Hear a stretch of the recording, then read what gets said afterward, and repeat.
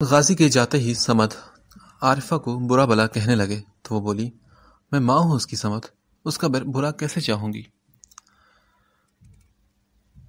تم ماں ہونے کا مطلب یہ ہرگز نہیں ہے کہ تم اپنی غلطیوں کی سزا ممتا میں لپیٹ کر اس کی زندگی پر ڈال دو۔ مائیں تو اولاد کو صبر سکھاتی ہیں، حالات سے لڑنے کے گر بتاتی ہیں، مگر تم کیسی ماں ہو کہ اسی کے راستے کھوٹے کرتی رہی؟ مجھے ذرا بھی بھنک پڑتی تو میں کبھی بھی یہ نہ ہونے دیتا۔ ہم تو اسے برا بلا ہی جانتے رہے، یہ پتہ ہی نہ تھا کہ اپنے ہی سب اس میں ملوث ہیں۔ سبند نے ایک ملامتی نگاہ عارفہ پر ڈالی۔ مناب کو ساتھ لگائے وہ غصے سے عارفہ کو دیکھ رہے تھے۔ پھر وہ بولے، بیٹا کسی کے دباؤ میں آ کر کوئی فیصلہ مت کرنا، جو تمہارے دل کو اب صحیح لگے وہی کرنا۔ کسی کی نظر سے فاتح کو مت دیکھو بیٹا۔ اس کے آنسو صاف کرتے ہوئے اسے سمجھانے لگے، اور اب عارفہ فاتح کے ساتھ تمہارا رویہ ٹھیک نہ ہوا تو مجھ سے برا کوئی نہیں ہوگا۔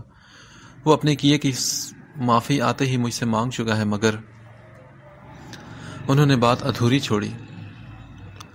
جب اللہ انسان کے قصور، اس کے بڑے سے بڑا گناہ معاف کر سکتا ہے، ایسے گناہ جنہیں وہ اکیلے میں سوچ کر خود سے بھی شرمسار ہو جاتا ہے، تو پھر میں یا تم یا کوئی اور کون ہوتے ہیں فاتح کو گناہ گار ٹھہرانے والے؟ مناب نے ایک خاموش نگاہ باپ کے شفیق چہرے پر ڈالی۔ خدائی اپنے ہاتھ میں لے کر اللہ کے قہر کو آواز مت دو، بہتر یہی ہے کہ وہ شرمسار ہے تو اسے کھلے دل سے معاف کر دو۔ ہم نے اگر یہ سال تکلیف میں گزارے تو وہ بھی تو تنہا ہی رہا ہے نا۔ سمد صاحب سچائی سے اب تجزیہ کر رہے تھے۔ اگر وہ کسی میم کو ساتھ نہیں لایا، اس سے یہ بات کہاں واضح ہوتی ہے کہ اس نے باہر کی رنگینیوں سے فائدہ نہیں اٹھایا ہوگا؟ مناب جو باپ کی باتوں کو غور سے سن رہی تھی اور اپنے فیصلے میں ترمیم کر رہی تھی، ماں کی بات سن کر پھر سے کنفیوز ہو گئی، تو سمجھ صاحب غصے سے بولے، بس کر دو عارفہ، مجھے اب سختی پر مجبور مت کرو۔ تم جانتی ہو کہ تم بہتان کی مرتکب ہو رہی ہو۔ کسی بھی ثبوت کے بنا کسی نیک اور شریف شخص کے بارے میں اتنی بڑی بات کرنا اللہ کے نزدیک گناہ کبیرہ ہے۔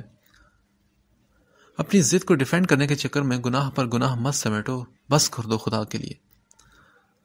سمد صاحب نے فوراً انہیں ٹوکا، اور اب مزید مناب کے سامنے بکواس کر کے اس کا ذہن گندا مت کرو۔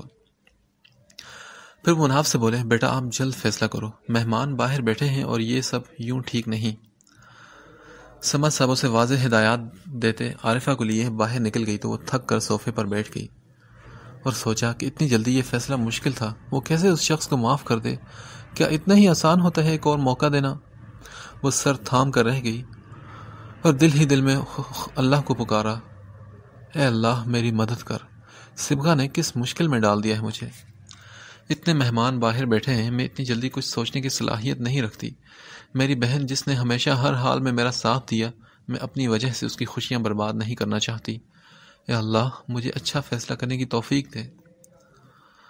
وہ چہرہ ہاتھوں میں ڈانپے اللہ سے مخاطب تھی، اور پھر وہی تو ہے جو ہماری شہرک سے بھی قریب ہے، جو ہر مشکل میں ہماری ایسی رہنمائی کرتا ہے کہ ہم دنگ رہ جاتے ہیں، جو خود کہتا ہے کہ میں تمہاری شہرک سے بھی زیادہ قریب ہوں، مجھے پکارو تو میں تمہاری طرف آؤں گا۔ تو پھر کیسے وہ مناب کو اس لمحے تنہا چھوڑ دیتا؟ وہ تو کبھی بھی اپنے بندوں کو تنہا نہیں چھوڑتا۔ آنکھیں بند کیے اللہ سے دعا مانگتے یکدم اسے سمد کے کچھ دیر پہلے کے الفاظ یاد آئے کہ خدائی اپنے ہاتھ میں لے کر اللہ کے قہر کو آواز مت دو۔ اس نے فوراً ہاتھ آنکھوں سے اٹھائے۔ وہ کیا کر رہی تھی؟ وہ تو خدائی کو ہاتھ میں لے تو رہی تھی۔ سچ جاننے کے باوجود فاتح کو معاف کرنے کو تیار نہیں تھی، اور اسے ایک موقع دینے کو تیار نہیں تھی کہ وہ اس سے کچھ کہہ سکے، حتیٰ کہ معافی ہی مانگ سکے۔ جب اللہ موقع دیتا ہے تو پھر ہم بندے۔ آنکھیں بند کر کے اس نے ایک گہری سانس لی۔ یہ سب آسان نہیں تھا، مگر اسے کرنا تھا، اپنے ارد گرد موجود لوگوں کی خوشی کے لیے، اور سب سے بڑھ کر اللہ کے لیے۔ اور جو اللہ کے لیے لوگوں کو معاف کرتا ہے تو اللہ اس کی قدر و منزلت بڑھا دیتا ہے۔ معاف کرنا اسی لیے اس دنیا کا سب سے مشکل ترین کام ہے، اور اللہ بندوں کو بندے سے ہی دکھ دلوا کر دکھاتا ہے کہ جو مشکل کام تمہیں مشکل لگتا ہے، دیکھو میں کتنی آسانی سے کر جاتا ہوں۔ یہی تو خدائی ہے۔ اپنے آنسو صاف کرتی وہ اپنی جگہ سے اٹھی، صبغہ کے کمرے میں آئی، ادھر ادھر اسے ڈھونڈا۔ زیادہ تردد نہیں کرنا پڑا، وہ عارفہ کے کمرے میں ہی موجود تھی۔ بیڈ پر بیٹھی اسی کے انتظار میں تھی۔ آہٹ پر سر اٹھا کر اس نے سامنے کھڑی مناب کو دیکھا جو آہستہ آہستہ چلتی اسی کی جانب آ رہی تھی۔ وہ بولی، میں ایک موقع فاتح کو دینے کو تیار ہوں، مگر ایک شرط پر۔ وہ یکدم رکی تو صبغہ اس کے مقابل کھڑی ہوئی۔ میری شرط یہ ہے کہ تم ابھی رخصت ہوگی۔ یقین کرو کہ میں جو کہہ رہی ہوں وہی وہ کروں گی۔ اسے لب کھولتے دیکھ کر مناب نے فوراً یقین دلایا تو صبغہ نے اپنی ہتھیلی پھیلائی اور بولی، وعدہ کرو مجھ سے آپا۔ مناب نے چہرہ جھکا کر آنسو روکتے ہوئے کہا، وعدہ رہا۔ میں تمہاری خوشی چاہتی ہوں اور ہم سب تمہاری خوشی چاہتے ہیں۔ صبغہ نے محبت سے اسے ساتھ لگاتے ہوئے کہا تو مناب کا دل چاہا کہ چیخ چیخ کر روئے۔ وہ دل ہی دل میں اللہ سے مخاطب تھی، اے اللہ، معاف کرنا واقعی بہت مشکل کام ہے۔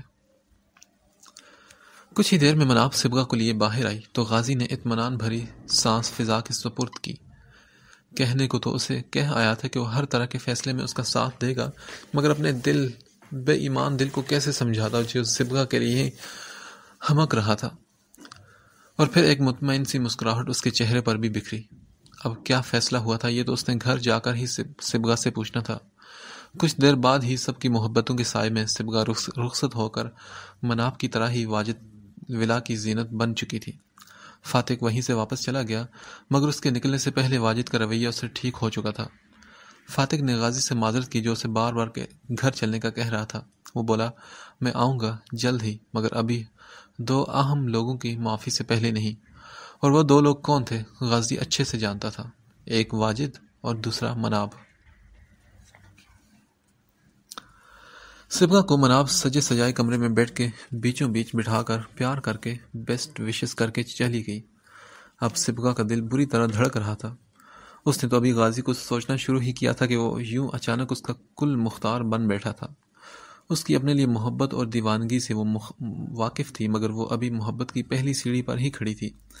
ابھی تو اس کے جنون تک پہنچنے کے لیے بہت سارا چلنا تھا کہ اس کی سوچوں کو بریک دروازہ کھلنے کی آواز پر لگے تو اس کا سر مزید جھک گیا۔ دروازہ بند کرتے ہی اس نے صبغہ کو دیکھ کر شکر کا کلمہ پڑھا، کیونکہ کچھ دیر پہلے تک اسے لگ رہا تھا کہ وہ آج بھی خالی ہاتھ لوٹے گا، مگر آج ایسا نہیں ہوا تھا۔ آہستہ آہستہ چلتا ہوا صبغہ کے قریب بیڈ پر اس کے مقابل بیٹھا اور بولا، بالآخر آپ یہاں آ ہی گئی۔ ہاں، میں نے کوشش تو پوری کی تھی کہ نہ ہو۔ صبغہ نے بھی سر ہولے سے اٹھاتے اسے ایک نظر دیکھ کر مسکراہٹ دباتے اسے چڑھانے والے انداز میں کہا تو وہ بولا، جی مجھے آپ سے یہی امید تھی۔ پھر اس نے اسی سنجیدگی سے پوچھا، بھابھی کا کیا فیصلہ ہے؟ وہ بولی، آپا فاتح بھائی کو مارجن دینے پر راضی ہو چکی ہیں۔ صبغہ نے اسے خوشخبری سنائی تو اس نے گویا سکھ کا سانس لیتے ہوئے کہا، شکر ہے۔ اپنے پیارے لوگوں کو یوں الگ الگ دیکھنا بہت تکلیف دہ ہوتا ہے۔ غازی نے بیڈ پر کسی غیر مرئی نقطے کو دیکھتے ہوئے کہا تو صبغہ نے بھی اس کی تائید کرتے ہوئے کہا، بالکل ایسا ہی ہے۔ ویسے صبغہ، یہ لڑکی والے حلیے میں آپ کافی اچھی لگ رہی ہو آج۔ یکدم رخ اس کی جانب کرتے ہوئے غازی نے چھیڑنے والے انداز میں کہا تو صبغہ اس کی توجہ خود پر مبذول ہوتے دیکھ کر سمٹی، مگر اس کی بات سن کر تیکھے لہجے میں اسے دیکھا۔ لڑکی والے حلیے سے کیا مطلب؟ مجھے آپ نے کب آدمیوں کے گیٹ اپ میں دیکھا اس سے پہلے؟ وہ برا منا گئی تھی تو وہ بولا، آخری بار بھائی اور بھابھی کی شادی پر آپ کو میک اپ میں دیکھا تھا، اس کے بعد سے تو کوئی شادی ہو یا کوئی اور فنکشن، آپ ہمیشہ اپنی دھلی دھلائی شکل میں ہی نظر آئی تھی۔ اچھا، تو آپ کی نظر تب بھی مجھ پر ہی تھی؟ تب کیا، میری تو ہمیشہ سے نظر آپ پر ہی تھی۔ وہ اسے مزید حیران کرنے کے لیے مزے سے بولا تو وہ بولی، اف، کتنے نظر باز ہیں آپ۔ مگر آپ کو تو نکاح سے پہلے کبھی محسوس نہیں ہونے دیا نا؟ غازی نے صاف گوئی سے کہا تو وہ بولی، ہاں یہ بات تو ہے۔ وہ اس کی شرافت کی قائل ہو چکی تھی۔ غازی نے پھر اسے محبت سے خود میں سمیٹ لیا، کیونکہ آج اس کی محبت کی تکمیل ہو چکی تھی۔ آج وہ واقعی خوش نصیب تھا اور محبت کے موتی وہ آہستہ آہستہ اس کے وجود میں بکھرا رہا تھا۔ دوسری جانب فاتح جب سے غازی کے بارات سے واپس لوٹا تھا وہ سو نہیں پا رہا تھا۔ بیڈ پر لیٹا وہ بس چھت کو گھورے جا رہا تھا۔ اپنا گھر ہونے کے باوجود اس میں ابھی اپنے گھر جانے کی ہمت نہیں تھی۔ ہوٹل کے کمرے میں ہی اس کا قیام تھا۔ آج کا ایک ایک منظر کب سے اس کی آنکھوں کے آگے گھوم رہا تھا۔ ہر منظر میں سب سے واضح چہرہ مناب کا تھا۔ اس نے ایک پل کے لیے بھی فاتح کی جانب نہیں دیکھا تھا، جس کی نظریں تمام وقت صرف اسی کا طواف کر رہی تھی۔ تھوڑی ہی دیر کے لیے وہ سب کے درمیان رہی تھی، پھر اٹھ کر اندر چلی گئی تھی۔ فاتح کا کتنی بار ہی دل کیا کہ اس کے پیچھے جائے، اس سے پھر معافی مانگنے کا ایک موقع دینے کی درخواست کرے، لیکن وہ اس قدر بیگانگی کا مظاہرہ کر رہی تھی کہ فاتح میں ہمت ہی نہ ہوئی۔ صبغہ اندر کیوں گئی تھی وہ نہیں جانتا تھا، مگر آخر میں جب اس صبغہ کو لے کر باہر آئی تب اس کی آنکھیں بہت سارا رو چکنے کی داستان سنا رہی تھی۔ تو کیا وہ صرف اجنبیت کا خول چڑھائے ہوئے ہے؟ فاتح نے تھک کر آنکھیں بند کر لی، کچھ سوچ کر بیڈ کے بائیں جانب سائڈ ٹیبل پر دھرے موبائل کو دیکھا اور پھر اٹھا، تکیوں کے سہارے ٹیک لگا کر موبائل کھولا اور مناب کا نمبر نکال کر کچھ ٹائپ کیا۔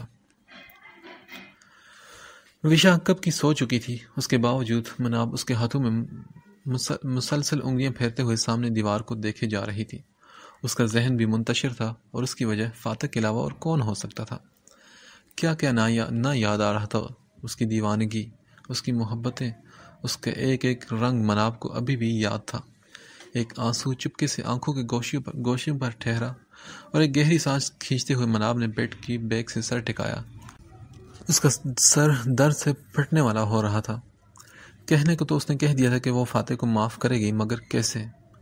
اسی سوچ کے ساتھ ہی ہجر کا وہ لمحہ یاد آیا جب اس ستم گر کے لیے اس نے آنسو بہائے تھے، جب لگتا تھا کہ فاتح کی جدائی میں کسی دن اس کی سانس بند ہو جائے گی، جب اس کے کپڑوں کی الماری کھول کر اس کی شرٹ سے وہ لپٹ کر روئی تھی، جب اس کے پسندیدہ پرفیوم کو خود پر سپرے کر کے اس کی خوشبو کو آس پاس محسوس کرنا چاہا تھا۔ اگر وشا نہ ہوتی تو وہ تو شاید فاتح کی جدائی میں پاگل ہو جاتی۔ اس نے شادی سے پہلے نہ صحیح مگر شادی کے بعد اس ایک مہینے میں فاتح سے بے پناہ محبت کی تھی۔ آنسو تواتر سے اس کے گالوں پر پھسل رہے تھے۔ دکھتے سر پر ہاتھ رکھے وہ اپنی سسکیاں روکنے کی کوشش کر رہی تھی کہ اتنے میں اس کا موبائل بج اٹھا۔ بے دلی سے اس نے فون اٹھایا تو اسی دشمن جاں کا نمبر دکھائی دیا تو اس نے واپس موبائل بیڈ پر رکھ دیا، مگر پھر کچھ سوچ کر دوبارہ موبائل اٹھا کر کھولا۔ ان باکس میں موجود الفاظ پر وہ اپنی سسکیاں روک نہ پائی۔ فاتح نے لکھا تھا، Sweet heart, would you wake up today? I promise you would recognize my faith. I want to show you how I have grown in this place.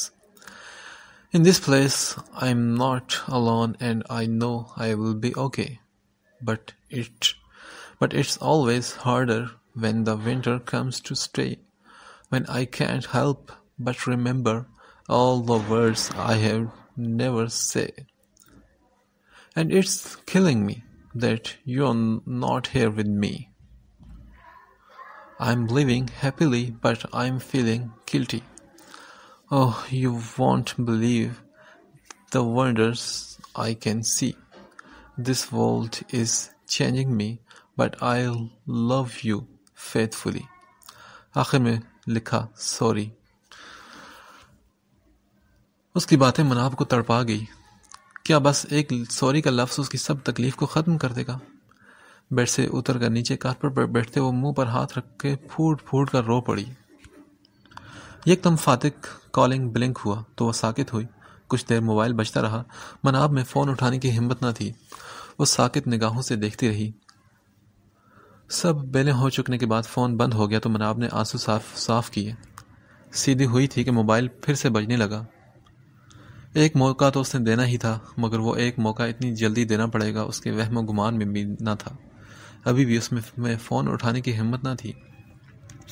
مناب کے میسج چیک کرنے پر دوسری جانب اس کے میسج پڑھنے کا نوٹیفیکیشن مل چکا تھا۔ وہ نہ ملا ہوتا تو وہ یہی سمجھتا کہ مناب شاید سو چکی ہے، مگر اب وہ جانتا تھا کہ وہ بھی اسی کی طرح جاگ رہی ہے۔ اور پھر تیسری بار فون بجنے پر بالآخر مناب نے فون اٹھا ہی لیا۔ فون کان سے لگانے کے بعد بھی وہ کچھ نہ بولی۔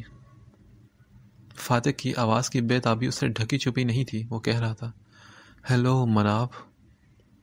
اس کی آواز سنتے ہی مناب کے گالوں پر آنسو پھسلے۔ اس کی سانسوں کی آواز تک بھی فاتح کے لیے بہت تھی۔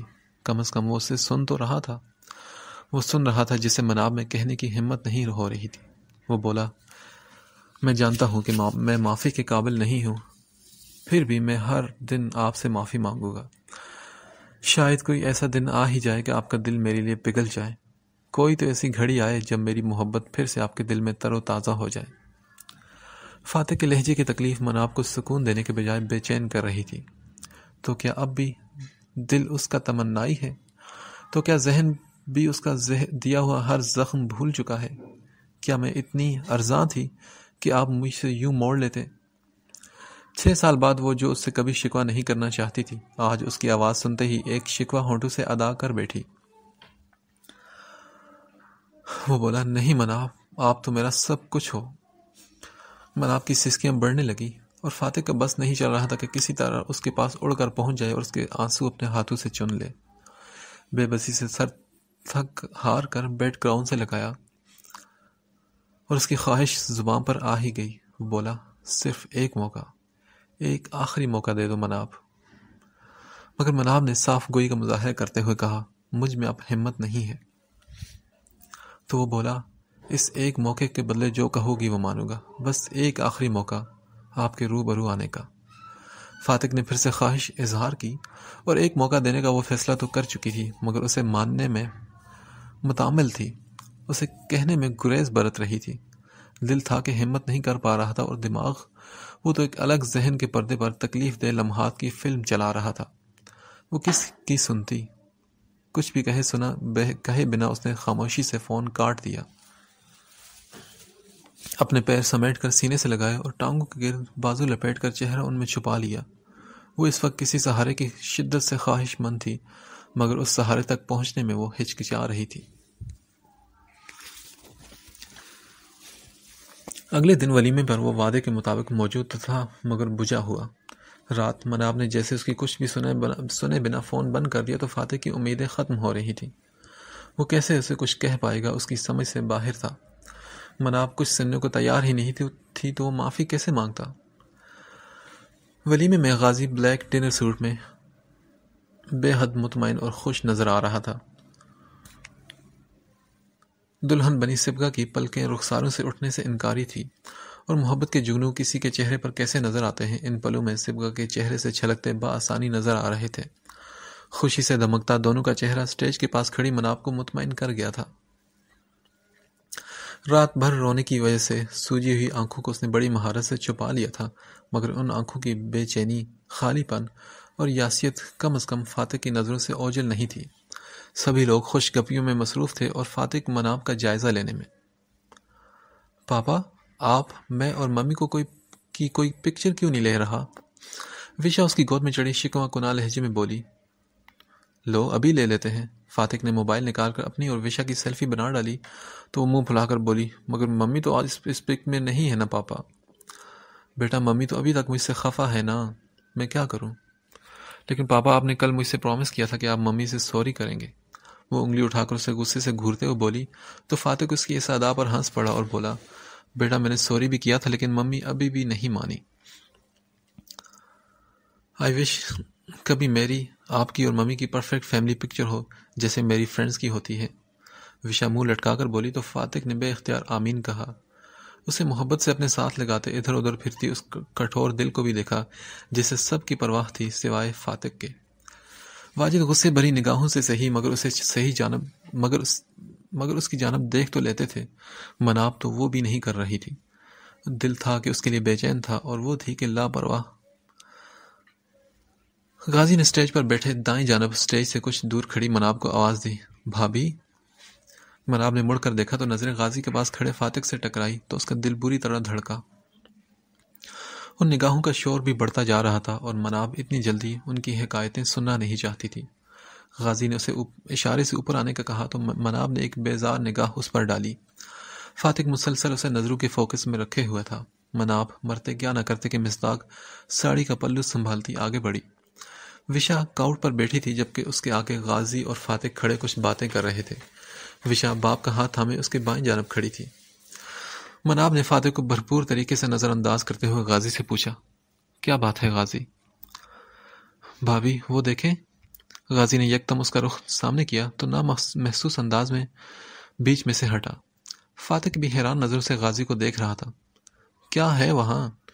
مناب نے حیران ہو کر سامنے دیکھا کہ وہ کیا دکھا رہا ہے، مگر اتنی ہی دیر میں کیمرے کے فلیش نے مناب، فاتق اور وشا کی کھٹاکھٹ تصویریں لے ڈالی۔ کچھ بے یقینی سے اس نے پاس کھڑے فاتق کو دیکھا، جو خود حیران تھا کہ غازی نے یہ سب کیا کیا ہے۔ جتنی دیر میں وہ سنبھلتی، اسٹیج کے سامنے موجود سب کیمرے انہیں ہمیشہ کے لیے قید کر چکے تھے۔ مناب غصے سے سرخ چہرہ لیے سیکنڈ سے پہلے ہی اسٹیج سے اتر گئی، مگر وشا کی خواہش پوری ہو چکی تھی۔ فاتق نے غصے سے صبغہ کے ساتھ بیٹھے غازی کو گھور کر پوچھا، یہ کیا تھا؟ تو وہ بولا، وشا کی خواہش۔ آپ دونوں تو نہ جانے کب پوری کرتے، مگر میں اپنی بیٹی کی یہ خواہش آج اور ابھی پوری کرنا چاہتا تھا۔ غازی نے محبت سے وشا کو دیکھتے ہوئے کہا، جو ناسمجھی سے کبھی غازی اور کبھی فاتق کو دیکھ رہی تھی۔ فاتق اب وشا کو لیے اسٹیج سے اتر گیا، مگر مناب کے دل میں یہ غلط فہمی گھر کر گئی کہ یہ سب فاتق نے جان بوجھ کر کروایا تھا۔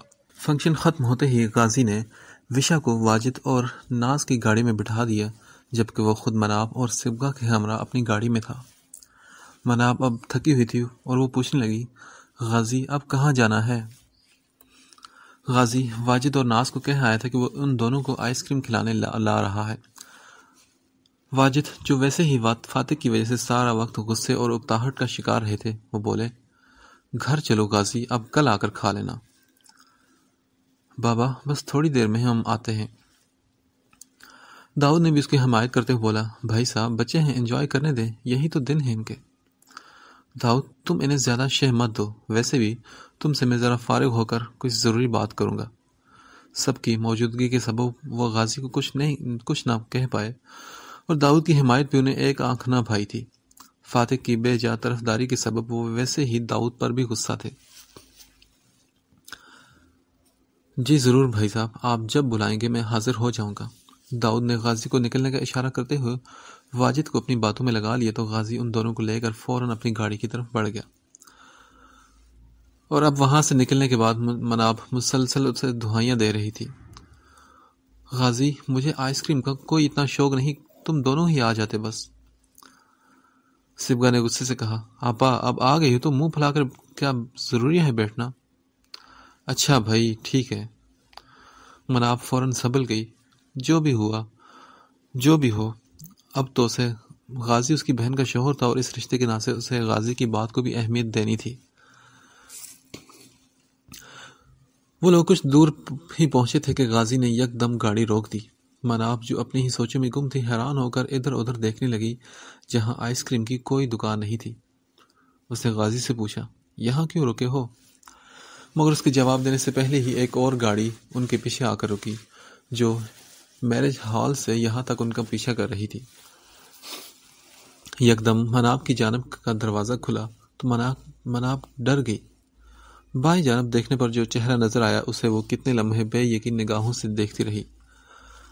غازی اور صبغہ مطمئن بیٹھے تھے۔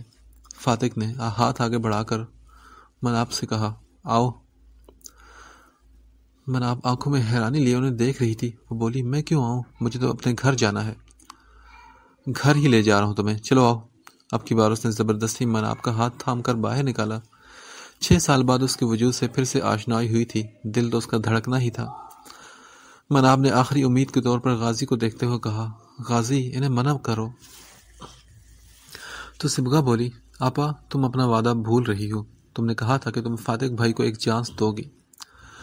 مناب پھر خاموش ہوگی اور اس کی مزاحمت بھی دم توڑ گئی۔ ہاں چانس تو اس نے دینا تھا، مگر وہ چانس اتنی جلدی؟ یہ مناب کو اندازہ نہیں تھا۔ وہ فاتح کے ساتھ اس کی گاڑی کی جانب بڑھ گئی،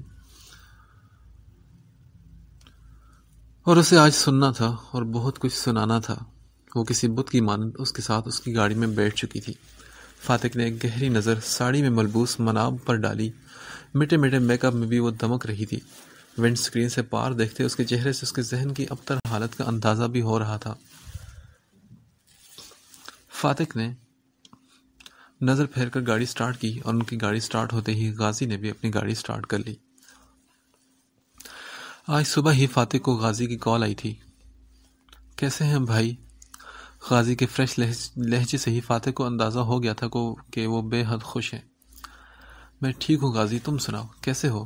بیگم کو تم پسند آ گئے ہو یا ابھی تک بیگانگی ہی چل رہی ہے تم دونوں کی؟ فاتح جانتا تھا کہ صبغہ غازی کے بالکل برعکس ہے۔ جہاں وہ محبت میں شدت پسند ہے، تو صبغہ کے جذبات بالکل ٹھنڈے اور برف جیسے ہیں۔ جناب بھائی صاحب، میں کوئی ناپسند کیے جانے والا بندہ نہیں ہوں۔ وہ تو تھوڑا سا لحاظ مروت برتتا تھا، اس لیے کہ محبت میں زور زبردستی اچھی نہیں ہوتی۔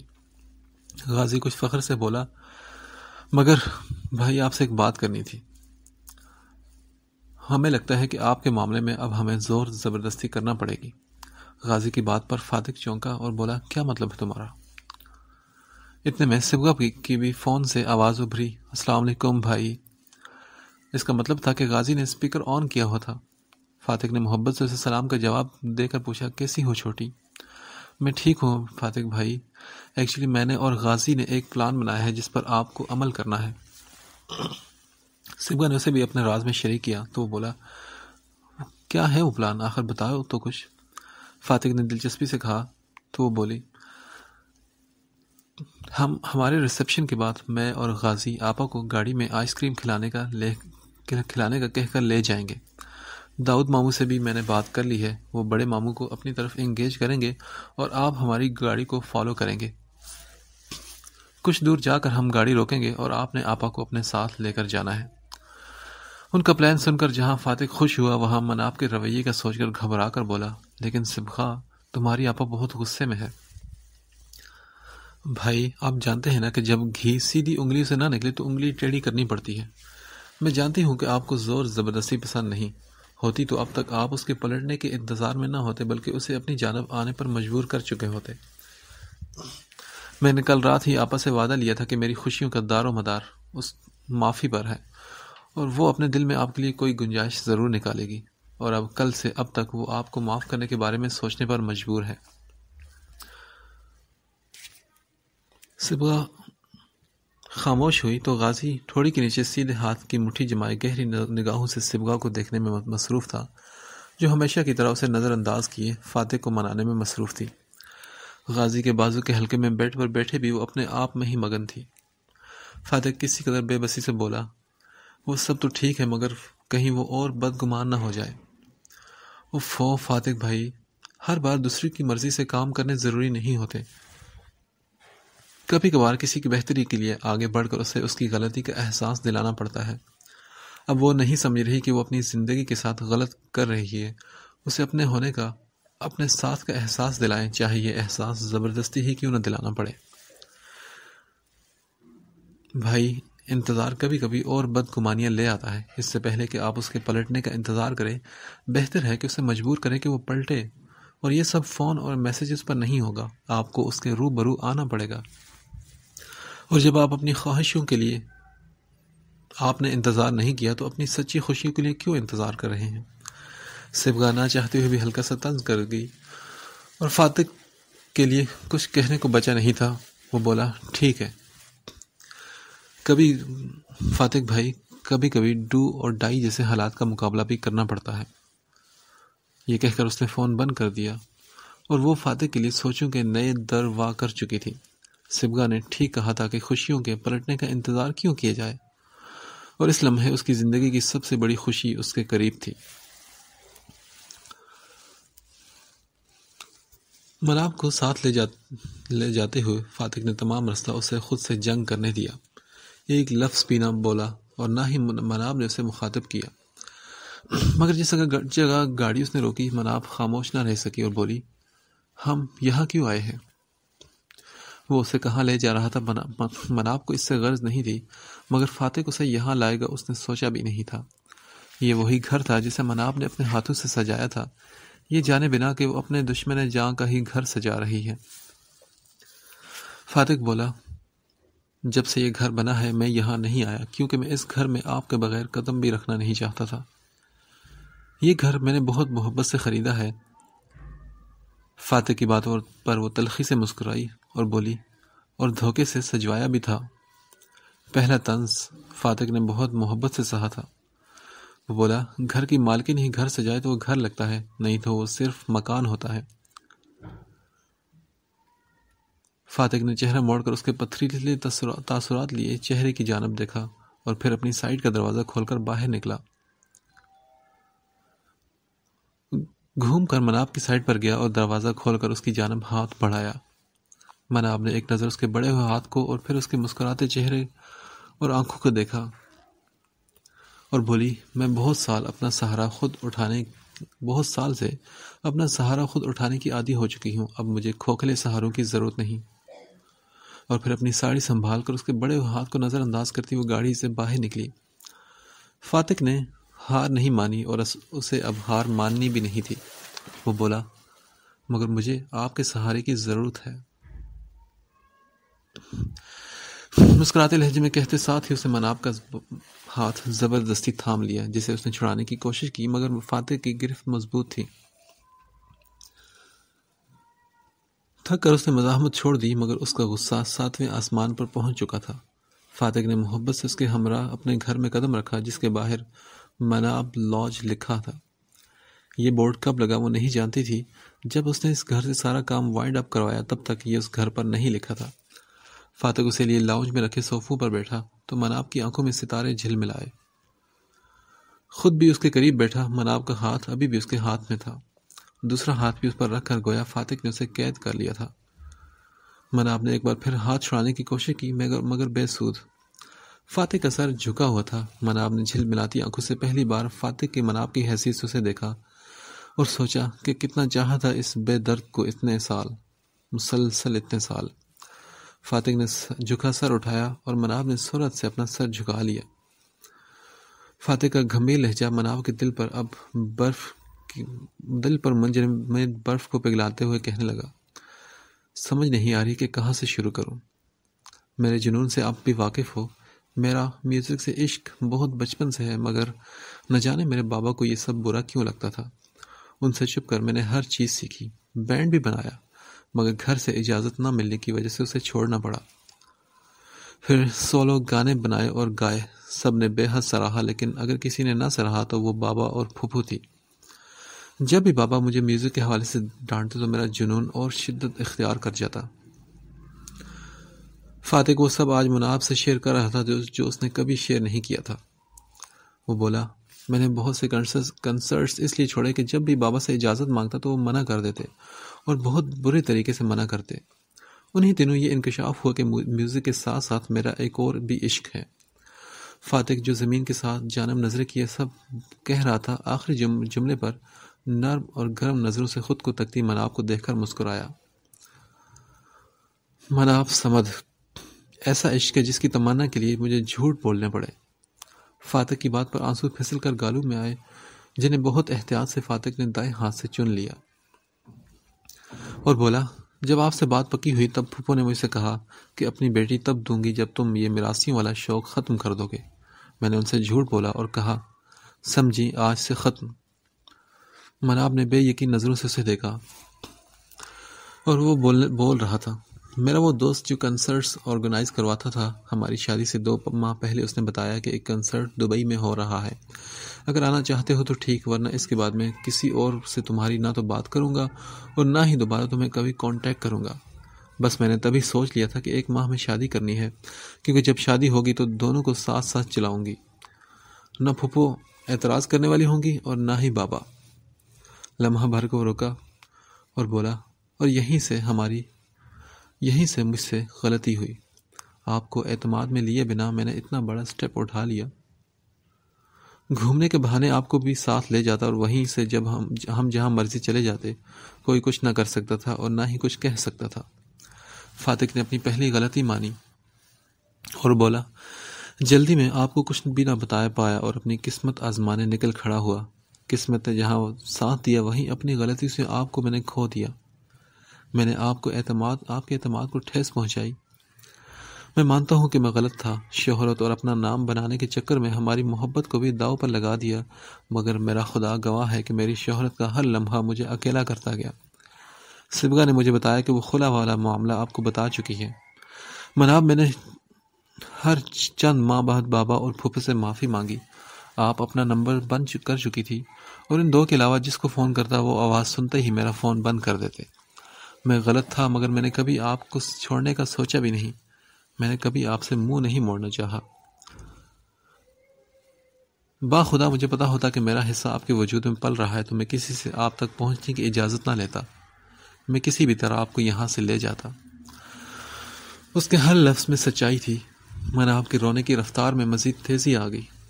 وہ پھر بولا، یقین کرو مناب، میں آپ سے دور ہوا مگر میں نے کبھی بے وفائی نہیں کی. میں نے آپ کے علاوہ کسی کو سوچا بھی نہیں. خلا کے پیپرز ملنے کے بعد میں خوف زدہ تھا کہ اگر آپ تک پہنچا اور آپ نے علیحدگی کا سوال کیا تو میں تو مر ہی جاؤں گا، کیونکہ میں یہ سب نہیں سہ سکتا. مناب نے آنکھیں میچ کر اس کے ہاتھوں پر سر رکھ دیا اور پھوٹ پھوٹ کر رو دی. کس مقام پر وہ کیا اعتراف کر رہا تھا؟ وہ بول رہا تھا، میں برا ہوں، میں گھٹیا ہوں، میں بے درد ہوں، میں بے حس ہوں، مگر میں بے وفا نہیں ہوں مناب. فاتح کا ٹوٹا ہوا لہجہ مناب کا دل چیر رہا تھا. چہرہ اوپر کر کے اس سے زیادہ ٹوٹے لہجے میں بولی، آپ ایک بار تو مجھے کہتے، مجھے ایک بار تو اعتماد میں لیتے. ہاں میں مانتا ہوں مناب کہ میں نے بہت غلط کیا، مجھے معاف کر دو. فاتح کے لہجے سے بے بسی جھلک رہی تھی اور ندامت ہی ندامت تھی. وہ بولی، میں نے کس تکلیف سے یہ سال گزارے ہیں، حساب دے سکتے ہیں اس تکلیف کا؟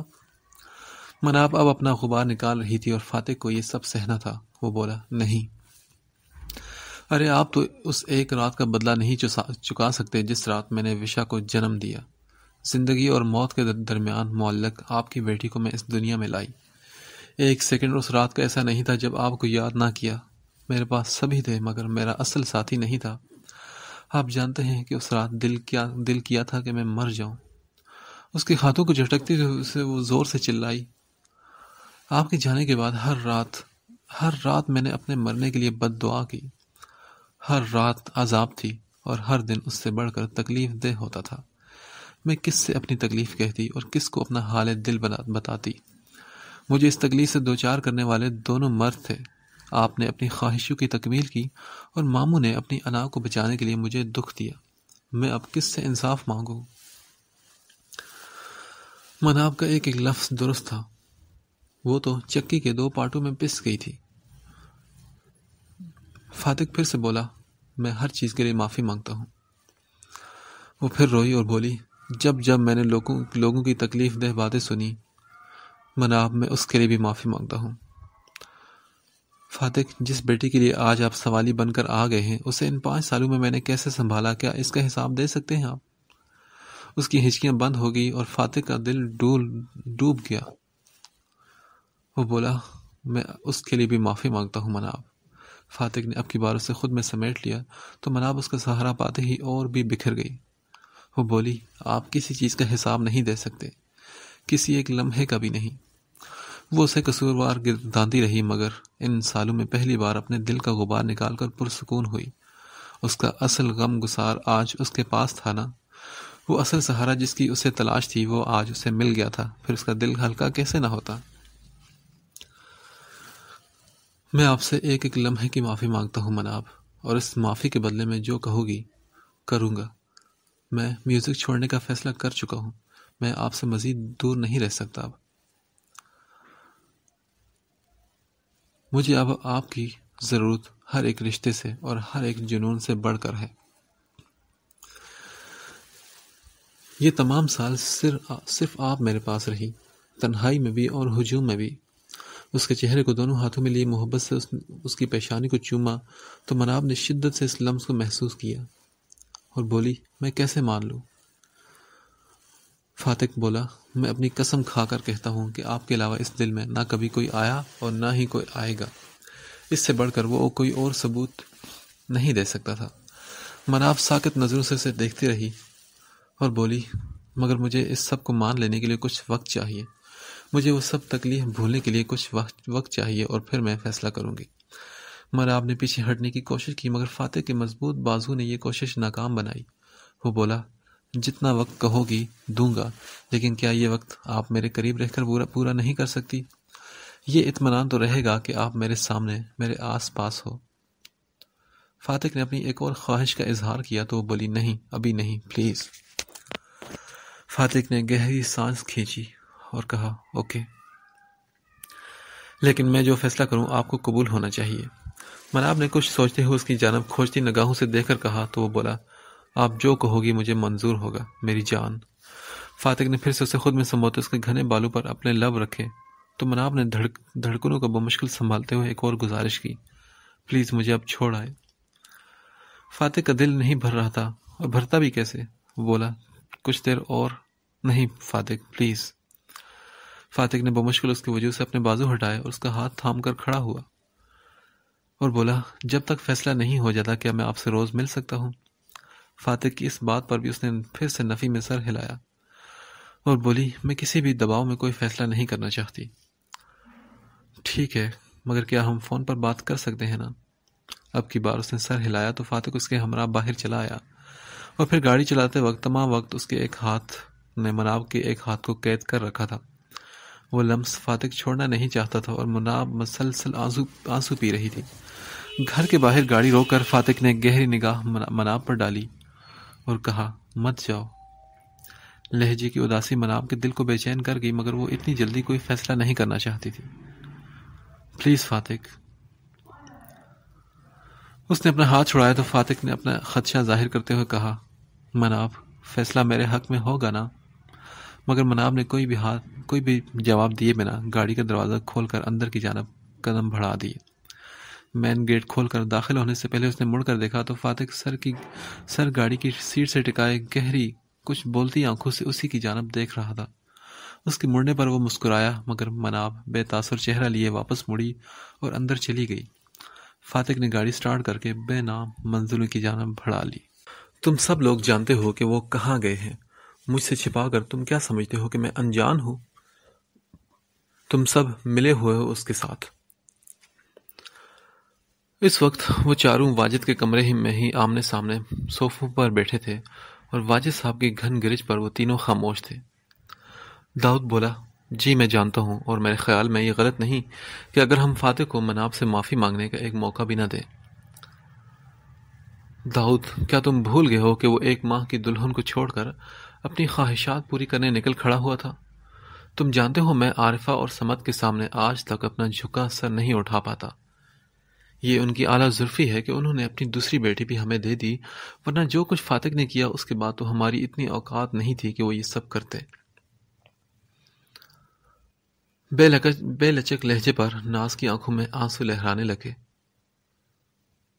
حفصہ نے بھی داؤد کا ساتھ دیتے ہوئے کہا، میں آپ کی سب باتیں مانتی ہوں، مگر اس نے ہر بندے سے معافی مانگی اور بار بار معافی مانگی ہے۔ ہاں معافی؟ اب اتنے سال بعد خیال آیا ہے اسے؟ واجد صاحب نفرت سے بولے تو داؤد نے کہا، بھائی صاحب اس کو پہلے بھی خیال آتا رہا ہے، مگر آپ نے اس کی ایک نہیں سنی۔ کیا مطلب ہے تمہارا؟ مطلب یہی بھائی صاحب کہ وہ مسلسل آپ کے ساتھ رابطے میں رہا، اور اس نے آپ سے اور عارفہ سے معافی مانگی، مگر آپ دونوں نے اس کی ایک نہ سنی۔ حفصہ کے لہجے نے انہیں باور کروا دیا کہ وہ سب بہت کچھ جان چکے ہیں۔ وہ بولے، تو اگر میری اپنی بیٹی بھی ہوتی اور اس کا شوہر یہ سب کرتا تو میں اسے بھی کوئی مارجن نہ دیتا۔ ٹانگ پر ٹانگ جماتے ماجد ذرا بھی شرمندہ نہیں ہوئے۔ اچھا، اور اسے طلاق بھی دلوا دیتے کہ آپ؟ داؤد نے افسوس سے اپنے بڑے بھائی کو دیکھا جو ہمیشہ سے ان کے آئیڈیل تھے۔ کیا بکواس کر رہے ہو تم؟ ناز جو اس بات سے انجان تھی منہ پر ہاتھ رکھے حیران نظروں سے داؤد اور پھر اپنے مجازی خدا کو دیکھنے لگی۔ یہ بکواس نہیں، حقیقت ہے، اور وہ حقیقت خلا کے نوٹس کی صورت میں فاتح کے پاس ابھی بھی موجود ہے، جس پر آپ لوگوں نے انجانے میں مناب سے سائن کروائے تھے۔ داؤد ایک ایک لفظ پر زور دے کر بولا تو اب کی بار واجد کے چہرے پر شرمندگی کے آثار نظر آئے۔ ان کی بیگم ناز کی تو حیرت سے کھلی آنکھیں کھلی کی کھلی رہ گئی، جن سے انہوں نے اپنی نظریں چرائی۔ وہ پھر بولے، تو کیا میں فاتح کی آس میں مناب کو بٹھائے رکھتا؟ یہ اس کی انسلٹ کے ساتھ ساتھ میری بھی انسلٹ تھی، اور میں چاہتا تھا کہ جو غلطی میرا بیٹا کر چکا ہے اس کا خمیازہ معصوم کیوں بھگتے؟ اس سے کہیں بہتر آپشن ہو سکتے تھے اس کے پاس، اسی لیے میں اس کی شادی کروانا چاہتا تھا کسی ایسے انسان سے جو اس کی قدر کرتا۔ واجد صاحب نے لہجہ ہموار کرتے ہوئے ایک بار پھر شرمندہ ہوئے بغیر کہا، اچھا، یہ جاننے کے باوجود کہ وہ لڑکی اس کی اولاد کو بھی دنیا میں لا چکی ہے، آپ کے خیال میں ایسی لڑکی کو کوئی اتنی آسانی سے قبول کر لیتا جو 1 ماہ کی بیاہی ہو اور اس کا شوہر اسے چھوڑ کر چلا گیا ہو؟ اور سب سے بڑی بات کہ وہ لڑکی کبھی اپنے نام کے ساتھ اپنے شوہر کا نام جدا نہ کرنا چاہتی ہو۔ آپ نے اس کی بے خبری میں گناہ کیا ہے۔ داؤد نے ایک بار پھر انہیں بہت کچھ باور کروایا۔ بھائی صاحب، آپ جانتے ہیں نا کہ طلاق کو ہمارا مذہب کس قدر برا فعل گردانتا ہے۔ آپ پھر بھی مسئلے کو سلجھانے کے بجائے اسے مزید بگاڑنے چلے تھے۔ فاتق نے اسے اپنے پاس بلانے کا کہا تو آپ نے یہ چال چل دی۔ حفصہ کی آواز اونچی نہیں تھی مگر ان کا لہجہ سخت تھا۔ آپ کو ذرا بھی ان دو معصوم جانوں کا خیال نہ آیا؟ اگر فاتق اس نوٹس کے بعد طلاق دے دیتا تو مجھے بتائیں اس کی اولاد کو کون قبول کرتا؟ بھائی صاحب، یہاں مسئلہ مناب اور وشا کی تکلیف کا نہیں تھا، یہاں مسئلہ آپ کی خود ساختہ انا کا تھا۔ آپ نے ضد باندھی تھی اپنی اولاد کے ساتھ۔ اتنی کوئی ناجائز خواہش نہیں تھی اس کی جس پر آپ نے یہ ضد کی۔ اگر ماں باپ اپنی اولاد کی خواہشوں کے ساتھ ضد کرنے کے بجائے ان کا ساتھ دیں تو اولاد کبھی بھی چور دروازے نہیں ڈھونڈتی۔ حفصہ نے روتی ہوئی ناز کو خود سے لگاتے ہوئے واجد کو آئینہ دکھایا۔ اب کی بار واجد کی کڑک دار آواز خاموش تھی۔ بھائی صاحب، اگر آپ اسے 1 یا 2 کنسرٹ میں جا لینے دیتے تو یقین مانے وہ کبھی بھی آپ کو یا کسی بھی اور کو دھوکہ دینے کا سوچتا بھی نہ۔ آپ کی اس بے وجہ پابندی نے اسے اتنے بہت سارے رشتے داؤ پر لگانے پر مجبور کر دیا۔ میں اس کی غلطی کی بے جا حمایت نہیں کر رہی، مگر بچوں کی غلطیوں کا تعلق کہیں نہ کہیں ماں باپ کے غلط رویوں سے بھی ہوتا ہے۔ ہر بار ہمارا سخت رویہ کارگر ثابت نہیں ہوتا۔ جتنا روک ٹوک کر لیں بچے اتنے ہی غلط راستوں کا انتخاب کرتے ہیں۔ کبھی کبھی بچوں کی سطح پر بھی آ کر سوچنا پڑتا ہے۔ ان کی خواہشات ماں باپ نہ سمجھے تو پھر وہ غیروں کو ڈھونڈتے ہیں اور یہیں سے ان کی خرابی شروع ہو جاتی ہے۔ حفصہ نے لوہا گرم دیکھ کر مزید چوٹیں لگانا شروع کر دی۔ داؤد نے فخر سے اپنے شریک حیات کو دیکھا۔ جب سے ان سے شادی ہوئی تھی وہ ان کے گھر کے مسئلوں کو ان سے زیادہ بہتر انداز میں حل کرتی تھی۔ وہ پھر بولی، بھائی صاحب، میں آپ کو غلط نہیں کہہ رہی، بہرحال کہ یہ فیلڈ ٹھیک نہیں ہے، مگر مجھے یقین ہے کہ فاتق جیسے فرما بردار بچے کے ساتھ اگر آپ تھوڑا سا بھی تعاون کر لیتے تو اس فیلڈ کے لیے اتنا جنونی نہ ہوتا جتنا کہ اب ہے۔ حفصہ کی بات پر واجد خاموش تھے کیونکہ پہلی بار کسی نے انہیں غلط کہا تھا۔ اب ہم چلتے ہیں اور مجھے امید ہے کہ آپ ان دونوں کو اپنی زندگی کا فیصلہ خود کرنے دیں گے۔ میں یہ نہیں کہتی کہ آپ ان دونوں سے محبت نہیں کرتے،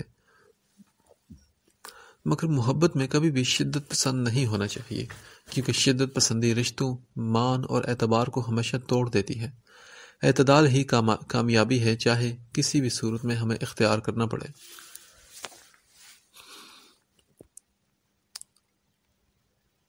واجد کو احساس دلانے کے لیے یہ باتیں ہی کافی تھی۔ ناز نے ڈبائی نظروں سے داؤد کو جاتے دیکھا اور پھر ایک نظر خود سے تھوڑے سے فاصلے پر بیٹھے اپنے شوہر کو دیکھا۔ معاف تو اللہ بھی کر دیتا ہے، بار بار کرتا ہے، ہر بار کرتا ہے، تو پھر ہم انسانوں کی کیا اوقات۔ آج پہلی بار ناز بیگم کا بھی لہجہ ان سے تلخ ہوا تھا۔ واجد نے نظر اٹھا کر انہیں دیکھا جو کبھی ان کے سیاہ سفید پر نہیں بولی تھی، مگر چونکہ اولاد کے لیے ماں نڈر ہو ہی جاتی ہے سو وہ بھی خاموشی سے اٹھے اور شکستہ قدم اٹھاتے کمرے سے باہر نکل گئے۔ جس لمحے وہ گھر آئی تو ہر سو خاموشی تھی۔ چپ چاپ مناب اپنے کمرے کی جانب بڑھ گئی۔ آہستہ سے دروازہ کھولا تو سامنے ہی بیڈ پر وشا مزے سے سو رہی تھی۔ وہ آہستہ آہستہ چلتی بیڈ کے قریب آئی اور جھک کر اس کے ماتھے پر پیار کیا۔ ابھی وہ پیچھے ہی ہوئی تھی کہ موبائل پر میسج کی بیپ ہوئی۔ سیدھا کھڑا ہوتے ہی جیسے ہی موبائل کھولا تھا فاتق کا میسج تھا۔ گھر میں کوئی ایشو تو نہیں ہوا؟ وہ جانتا تھا کہ واجد ابھی اسے بخشنے والی نہیں، اس لیے مناب کے لیے پریشان تھا۔ مناب نے سینڈل اتارتے ہوئے اسے رپلائی کیا، نہیں، میں گھر آئی تو سب اپنے اپنے کمروں میں جا چکے تھے، اور پھر موبائل بیڈ پر رکھ کر وہ وارڈ روب کی جانب بڑھ گئی۔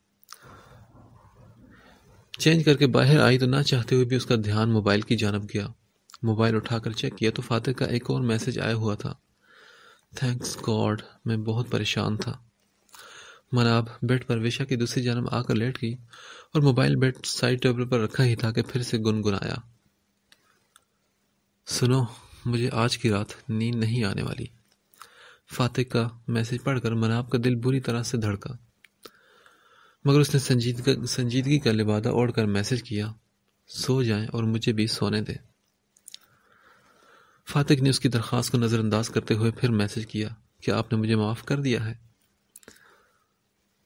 اس نے لکھا، ابھی کچھ بھی سوچا نہیں، ہاں کچھ تو امتحان اس کا بھی لیا جاتا، اتنی آسانی سے وہ سب کیوں بھول جاتی۔ مناب کی جانب سے آنے والا میسج پڑھ کر فاتق کتنے لمحے ہی گنگ رہ گیا، یعنی اسے ابھی بھی سولی پر لٹکایا جانا تھا۔ ایک گہری سانس بھر کر موبائل کی اسکرین کو پھر سے دیکھا۔ آج کے فنکشن میں لی جانے والی مناب کی چند تصویروں میں سے ایک تصویر اس کے موبائل کے وال پیپر کی زینت بن چکی تھی۔ وہ اسے کیسے سمجھاتا کہ دوری کے یہ لمحات بہت ہی جان لیوا ہوتے جا رہے اس کے لیے۔ آنکھیں بند کر کے موبائل تکیے سے تھوڑا دور رکھا۔ اب کی بار مناب نے ہی دوسرا میسج کیا تو ہاتھ بڑھا کر اس نے موبائل اٹھایا۔ اس نے لکھا تھا، میں جانتی ہوں کہ کبھی کبھی انسانوں کا قصور نہیں ہوتا، شاید وقت اور حالات ہی ایسے ہو جاتے ہیں جو رشتوں میں دوریاں اور غلط فہمیاں پیدا کر دیتے ہیں، مگر پھر بھی اتنے سالوں کی تکلیف کو ختم ہونے میں چند دن تو لگیں گے، اور تب تک آپ کو جیسے تیسے برداشت کرنا ہی ہوگا۔ ابھی کچھ دن لگیں گے دل ایسے شہر کے بامال ہو جانے کا منظر بھولنے میں، ابھی کچھ دن لگیں گے۔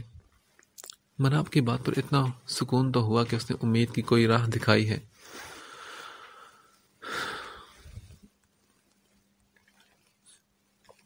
صبغہ کو مسلسل بے چین اور کروٹوں پر کروٹیں بدلتے دیکھ کر آخرکار غازی بول پڑا، کیا ہوا ہے، سو کیوں نہیں رہی؟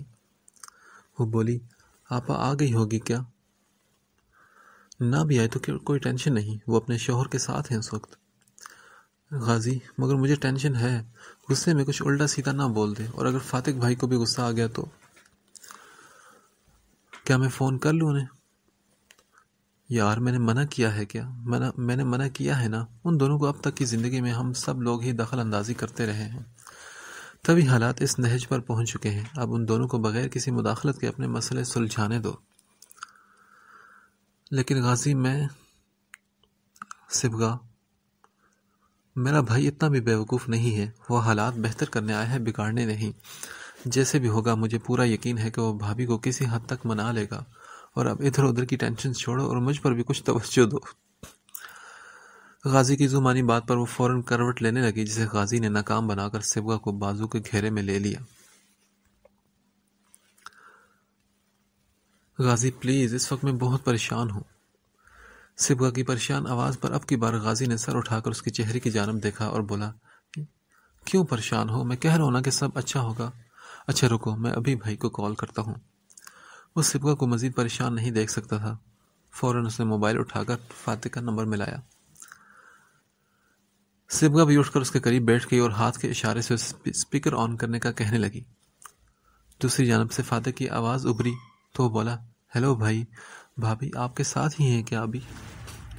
نہیں غازی، میں تو کچھ دیر پہلے اسے گھر چھوڑ گیا تھا۔ کیوں، کیا ہوا ہے، کہاں ہے مناب؟ فاتح ایک دم پریشان ہوا تو، نہیں بھائی، ایکچولی وہ صبغہ پریشان تھی اور میں نے اسے منع کیا تھا کہ آپ دونوں کو ڈسٹرب نہ کریں، نہ ہی میں نے اسے باہر جانے دیا۔ میں نے سوچا آپ سے پوچھ لوں۔ آپ بتائیں کیا بات ہوئی آپ کی اور بھابھی کی، کیا کچھ معاملات بہتر ہوئے؟ فاتح نے پھر سب کچھ مینو آنو سے بتا دیا۔ اللہ کرے کہ بھابھی کا فیصلہ اچھا ہو، آپ پریشان نہ ہو، سب ٹھیک ہو جائے گا۔ غازی نے اسے تسلی دی تو فاتح نے سانس بھر کر کہا، انشاءاللہ۔ چلو ریسٹ کرو تم دونوں۔ فون بند کرتے ہی غازی نے صبغہ کی پریشان صورت دیکھی اور سوچا، پتہ نہیں اس لڑکی کو کب عقل آنی ہے۔ اب جب ایک بندہ اتنی معافی مانگ رہا ہے تو وہ غصے سے بھری بیٹھی تھی، تو غازی نے اس کے کندھے کو تھپاتے ہوئے لیٹنے کا اشارہ کرتے ہوئے کہا، سو جاؤ، صبح سمجھائیں گے انہیں۔ اگلے دن ناشتے کے ٹیبل پر سبھی خاموش تھے، لگ ہی نہیں رہا تھا کہ ایک رات پہلے یہاں شادی تھی۔ واجد صاحب نے ناشتہ کرتی مناب کو مخاطب کرتے ہوئے کہا، مناب بیٹا، مجھے آپ سے کچھ بات کرنی ہے۔ جی ماموں بولیے۔ ایسا کرو کہ تم ناشتہ کر کے میرے کمرے میں آ جانا۔ نیپکن سے منہ صاف کرتے ہوئے واجد صاحب اٹھ کھڑے ہوئے۔ ان کے جانے کے بعد صبغہ نے مناب سے کہا، آپا اب بھی اگر تم نے فاتح بھائی کا ساتھ نہ دیا تو میں تم سے کبھی نہیں بات کروں گی۔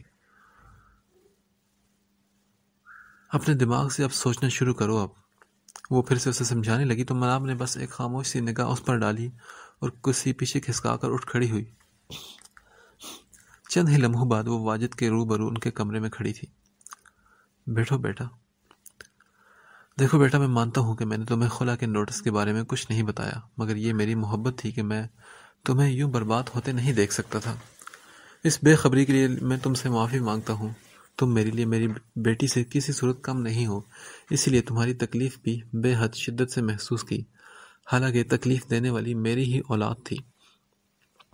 اس ناخلف کو خود سے دور کر دیا صرف اس لیے کہ تم بے قصور تھی۔ انہوں نے اپنا دفاع کرنا شروع کر دیا تھا۔ وہ بولی، لیکن ماموں، ماں باپ اولاد کا گھر تو نہیں اجاڑتے۔ پہلی بار مناب نے ٹھنڈے دماغ سے سوچ کر واجد سے سوال کیا تو وہ اس کے سوال پر حیران رہ گئے اور اسے جھٹلاتے ہوئے کہنے لگے، نہیں بیٹا، میں نے تو کبھی تمہارا گھر نہیں اجاڑنا چاہا۔ مگر ماموں، آپ نے تو آباد بھی نہیں کرنا چاہا نا۔ یہ کیسی انا کی جنگ تھی کہ آپ نے اس کے آگے کسی کو نہیں دیکھا۔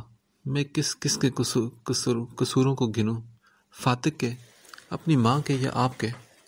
مجھے سب نے کھلونا کیوں سمجھا، اور اپنی میں کی خاطر، اپنی تسکین کی خاطر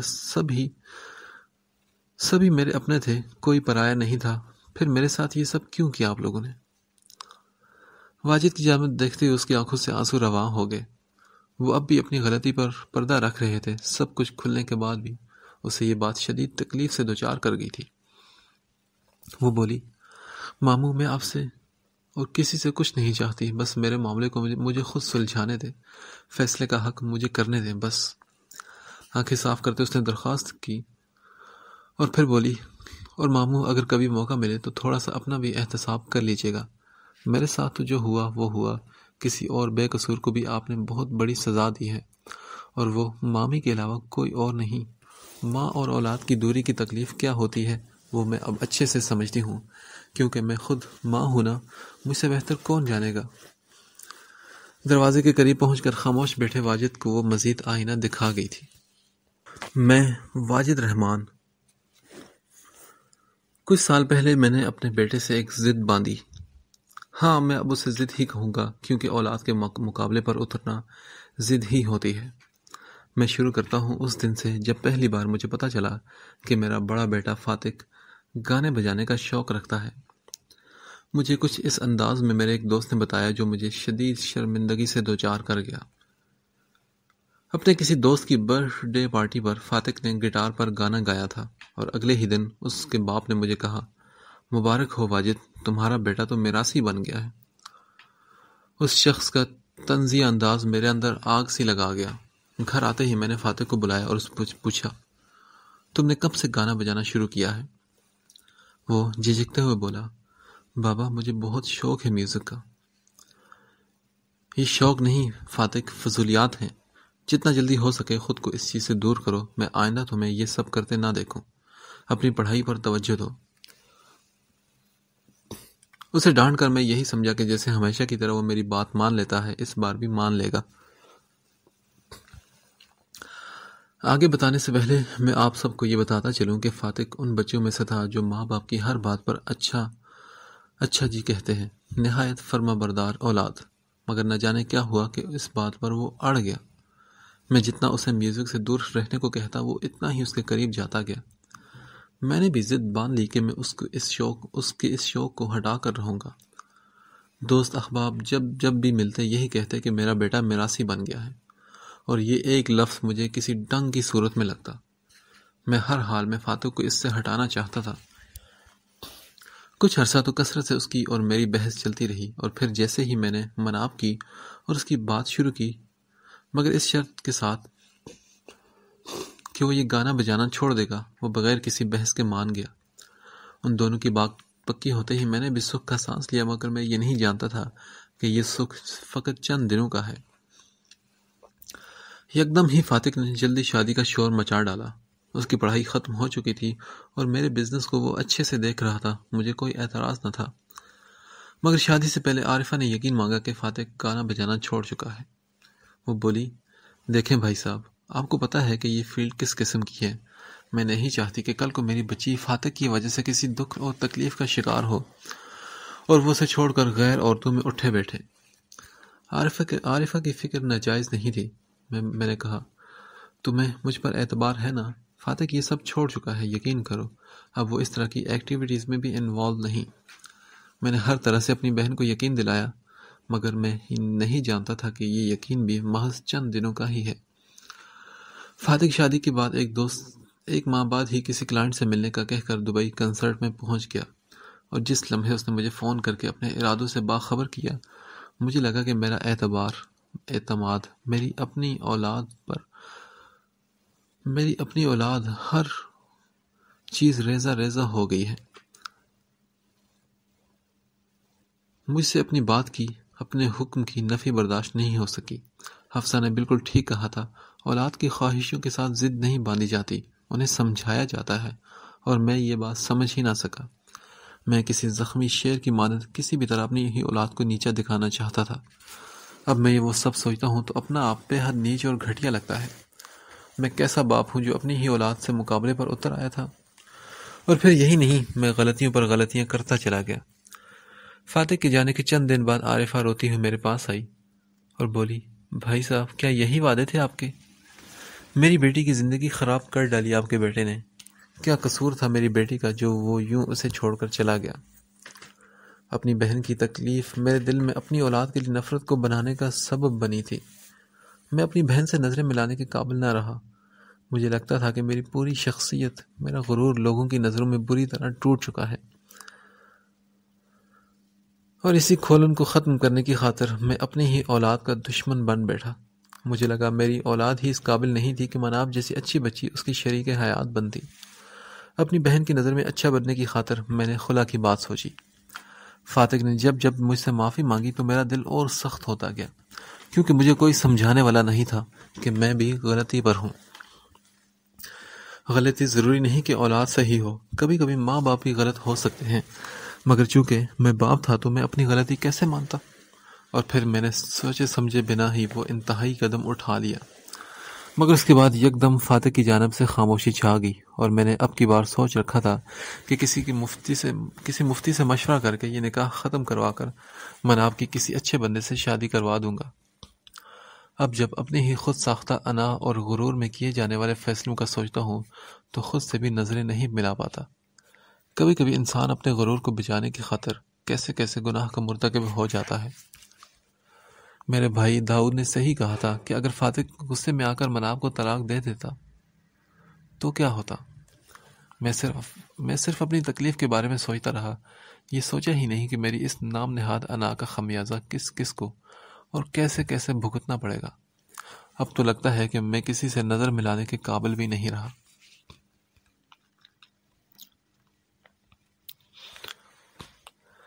چند دن کشمکش میں گزر گئے، مگر مناب سے فیصلہ کرنا بے حد مشکل ہو گیا تھا۔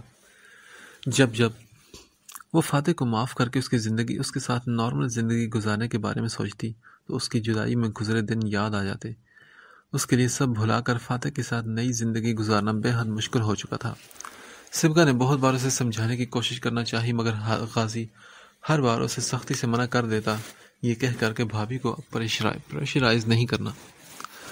اس تمام عرصے میں فاتح نے پوری کوشش کی کہ وہ واجد کے پاس جا کر ان سے بھی معافی مانگ لے، مگر وہ ہر بار یہی کہتے کہ جس کے سب سے زیادہ قصوروار ہو اس نے معاف کر دیا تو سمجھو میں بھی معاف کر دوں گا۔ اور پھر ایک شام سبکا نے اسے کال کی اور پوچھا، آپا آپ آفس سے کب تک نکلیں گی؟ سبکا کی بات پر اس نے ہاتھ میں پہنی گھڑی پر نگاہ ڈالی اور بولی، بس تھوڑی ہی دیر میں۔ کیوں، خیریت ہے سب؟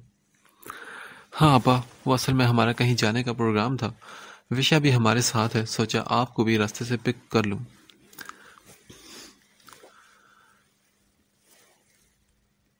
ارے یار تم لوگ خود چلے جاؤ نا، میں کیا منہ اٹھا کر ہر جگہ تم لوگوں کے ساتھ چلی جاؤ۔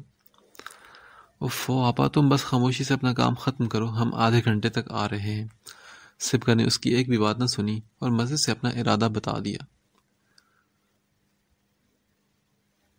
مناب سر جھٹک کر رہ گئی، وہ جانتی تھی کہ جو اب اس نے سوچ لیا اب وہ کر کے ہی رہے گی، لہذا وہ جلدی اپنا کام ختم کرنے لگی۔ ٹھیک آدھے گھنٹے بعد سبکا کی کال آئی۔ مناب ٹیبل پر چیزیں سیٹ کر کے ہینڈ فری بیگ میں ڈال رہی تھی۔ اسے فون اٹھا کر کان سے لگایا تو سبگا نے کہا، آپا نیچے پہنچو، ہم تمہارے آفس کے باہر ہی ہیں۔ فون بند کر کے وہ تیزی سے لفٹ کی جانب بڑھی۔ نیچے پارکنگ ایریا میں آتے ہی سامنے غازی کی گاڑی دکھائی دی۔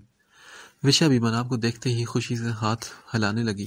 وہ تیزی سے گاڑی کی جانب بڑھی اور کہا، ایک تو تم لوگوں نے ایسی ضد پکڑی ہوتی ہے کہ بس کوئی بات نہیں سنتے۔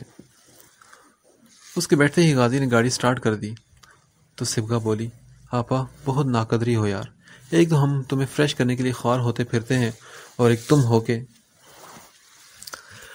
مناب نے ایک خاموش مگر ناراض سی نظر اس پر ڈالی۔ وہ وشا سے چھوٹی موٹی باتیں کر رہی تھی اور اسے احساس ہی نہیں ہوا کہ گاڑی کچھ جانے پہچانے راستوں پر دوڑ رہی ہے۔ ہوش تو اسے تب آئے جب گاڑی ایک گیٹ کے سامنے رکی تو اس نے حیرت زدہ آنکھوں میں سے غازی اور سبگا کی جانب دیکھا۔ گیٹ پر کھڑی شخصیت کو دیکھ کر وشا چہکتی ہوئی گاڑی سے باہر نکلی۔ بابا، تم مجھے بتا نہیں سکتی تھی؟ مناب کی آنکھوں میں غصہ آنے لگا تو سبگا بولی، میں کیا کرتی، فاتح بھائی نے ہمیں دعوت دی تھی، سوچا اصل میزبان کو تو ہونا چاہیے، اس لیے تمہیں ساتھ لے آئے۔ سبگا کی بات پر وہ اسے گھور کر رہ گئی اور پھر اس سے ایک دم اپنے حلیے کی جانب خیال آیا۔ بلیک کھدر کے ٹراؤزر پر پنک ڈاٹس والی کرتی اور بلیک لیدر جیکٹ کے ہمراہ گلے پنک ہی سکارف گلے میں ڈالے، بالوں کی ڈھیلی سی چٹیاں بنائے وہ بے حد عام مگر کسی کے لیے بے حد خاص تھی۔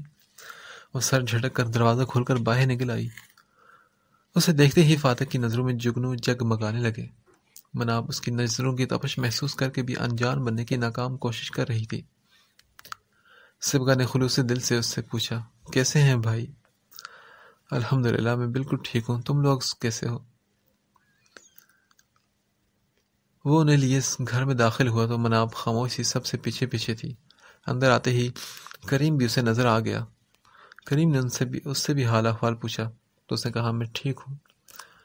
فاتح نے اسے بھی ابھی تک مخاطب نہیں کیا تھا اور نہ ہی مناب نے اسے۔ سبگا نے ستائش بھری نظروں سے لاؤنج کو دیکھ کر کہا، واؤ بھائی، آپ کا گھر تو بہت بڑا اور زبردست ڈیکوریٹ ہوا ہے۔ اس کی بات پر فاتح اور مناب کی نظریں پل بھر کو ملی تو مناب نے نظر ہٹانے میں پہل کی، جبکہ فاتح کی نظریں اس کے سراپے سے ہٹنے کو تیار ہی نہیں تھی۔ وہ بولا، یہ گھر کسی کے خوبصورت ہاتھوں کا کرشمہ ہے۔ فاتح کی بات پر مناب نے اپنے ہاتھوں کو آپس میں مسلا، مقصد اپنی گھبراہٹ چھپانا تھا۔ بابا، میں آپ کے گھر کب آؤں گی؟ وشا کی بات پر مناب کی سانس بھی اٹک گئی۔ فاتح نے گہری نظر اس کے فک ہوتے چہرے پر ڈالی اور بولا، جلد ہی بیٹا۔ فاتح کی بات پر سبگا اور غازی کی نظروں میں پل بھر کو تبادلہ ہوا۔ سبھی لوگ صوفوں پر آمنے سامنے بیٹھے تھے۔ تھوڑی دیر بعد کریم جوس کے گلاس اٹھائے لے آیا۔ مناب کو اسے یوں کام کرتا دیکھ کر ایک دم شرمندگی سی ہوئی۔ نہ جانے کس جذبے کے تحت جوس پی کر وہ باقیوں کے گلاس ٹرے میں رکھے کچن کی جانب بڑھ گئی۔ وہ تو یہاں کے چپے چپے سے واقف تھی، جانتی تھی کہ کچن کس طرف ہے۔ فاتح اور غازی باتوں میں لگے تھے مگر اس کے اٹھ کر کچن کی جانب جاتے سبگا کی نظروں نے بڑے تعجب سے مناب کو دیکھا۔ کریم نے بھی اسے اندر آتے دیکھ کر پوچھا، ارے آپ کیوں آگے میم یہاں؟ کریم، آپ ہٹیں اور باہر جائیں، میں دیکھتی ہوں سب کچھ۔ اسے ہنڈیا میں چمچ چلاتے دیکھ کر مناب کو اور بھی عجیب لگا تھا۔ باقی دیچکیوں کے ڈھکن اٹھا کر اس نے پوچھا، یہ سب کس نے بنایا ہے؟ میں نے اور سر نے، کریم نے ایک جانب ہوتے آرام سے جواب دیا تو مناب کا چمچ ہلاتا ہاتھ چند لمحوں کو ساکت ہوا، پھر خود پر قابو پاتے اسے مڑ کر پوچھا، اچھا یہ بتاؤ اور کیا کیا بنانا ہے؟ ابھی سلاد بنانا ہے اور کباب بھی فرائی کرنے ہیں، جواب کریم کے بجائے فاتح نے دیا۔ غازی سے باتیں کرتے جیسے ہی اس کی نظر مناب کے خالی صوفے پر پڑی وہ بھی ایکسکیوز کرتا کچن کی جانب چلا آیا تھا۔ اسے مزے سے چولہے کے قریب کھڑے ہو کر کام کرتا دیکھ کر فاتح کو اپنا خواب سچ ہوتا نظر آیا۔ اس نے کریم کو اشارہ کر کے باہر بھیجا اور دروازے کے بیچوں بیچ کھڑے ہو کر مناب کو نظروں کی گرفت میں رکھا۔ اس کی آواز پر مناب جھٹکے سے مڑی۔ فاتح نے اس کا شکریہ ادا کیا اور بولا، تھینکس۔ کس بات کے لیے؟ فاتح کچھ اور قریب آیا اور بولا، اپنے گھر آنے کے لیے۔ وہ تو مجھے معلوم ہی نہیں تھا کہ یہ لوگ کہاں جا رہے ہیں، اس لیے میں یہاں آ گئی۔ اچھا، اور اگر پتہ چل جاتا تو کیا نہ آتی؟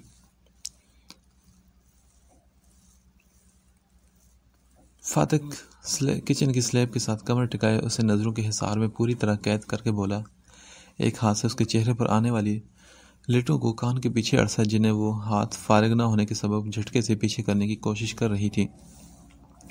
فاتح کے ہاتھوں کی گرمائش نے پل بھر کو ساکت کیا تو وہ پیچھے کو کھسکی۔ کیوں؟ آپ کون سے میرے دشمن ہیں کہ میں ایسا کچھ کرتی؟ لہجے میں خفگی صاف ظاہر تھی۔